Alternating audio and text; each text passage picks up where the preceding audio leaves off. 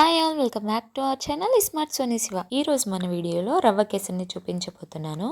ఈ రవ్వ కేసరిని దసరా నవరాత్రుల్లో అమ్మవారికి 6వ రోజు నైవేద్యంగా సమర్పిస్తారండి.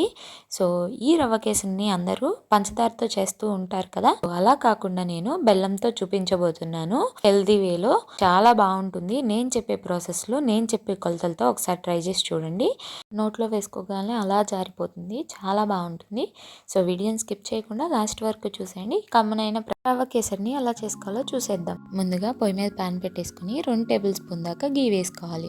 అందులోకి 1/2 కప్పు దాకా డ్రై ఫ్రూట్స్ని వేసుకోవాలి. మీరు ఏ డ్రై ఫ్రూట్స్ అయినా తీసుకోవచ్చండి. నేనైతే జీడిపప్పు, బాదం పప్పు, కిస్మిస్ తీసుకున్నాను. ఈ డ్రై ఫ్రూట్స్ని దూరగా వేయించుకుని పక్కన పెట్టేసుకోవాలి. ఇప్పుడు ఇందులోకి ఏదైనా ఒక గ్లాస్తో 1 గ్లాస్ సుజీ రవ్వ వేసుకోవాలి. అదేనండి బొంబాయి రవ్వ అంటూ ఉంటాం కదా, సో అది వేసుకొని సిమ్లో పెట్టేసుకొని ఫ్లేమ్ని బాగా వేగనివ్వాలి. రవ్వ వేగేలోపు మనం ఒక గిన్నె తీసుకొని 1 గ్లాస్ రవ్వకి 4 గ్లాసుల దాకా నీళ్ళు వేసుకోవాలి. వేసుకొని వేరే కొబ్బరినార మీద ఈ నీళ్ళు బాగా బాయిల్ అయ్యేంత వరకు బాయిల్ చేసుకోవాలి. రవ్వ అనేది ఇలా చక్కగా వేగిపోవాలి. రవ్వ వేగిందని ఎలా తెలిసిందంటే కమ్మటి వాసన వస్తుందండి. అలాంటప్పుడు మరుగుతున్న నీళ్లు తీసుకొచ్చి ఈ రవ్వలో వేసేసి ఉండలేమీ లేకుండా బాగా మిక్స్ చేసేయాలి. ముందు కొంచెం లూజ్గా ఉంటుంది, రవ్వ అంతా పీల్చేసుకున్న తర్వాత ఇలా కన్సిస్టెన్సీలోకి వస్తుంది అనమాట. సో ఇప్పుడు ఇందులోకి 1.5 కప్పు దాకా బెల్లం వేసుకోవాలి.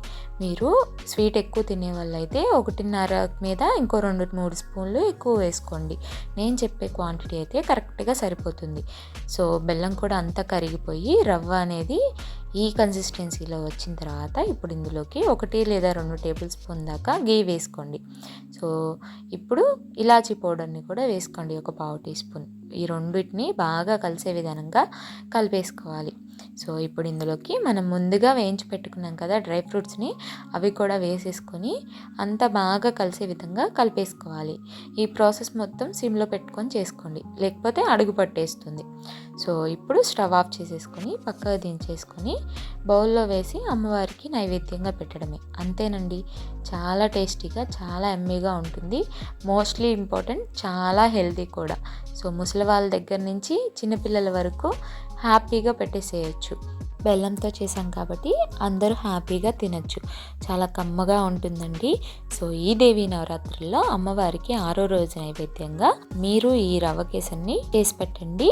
మీరు ట్రై చేశాక ఎలా వచ్చిందో మీ ఫీడ్బ్యాక్ని నాతో షేర్ చేసుకోవడం మర్చిపోవద్దు.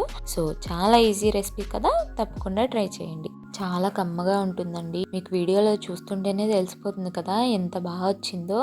తప్పకుండా ట్రై చేయండి. వీడియో నచ్చితే లైక్ చేయండి, మీ ఫ్రెండ్స్ అండ్ ఫ్యామిలీ రిలేటివ్స్కి షేర్ చేయండి. ఇంకా ఇలాంటి ఈజీ అండ్ హెల్దీ రెసిపీస్ కోసం ఈ smart Soni Shiva channel subscribe చేయండి.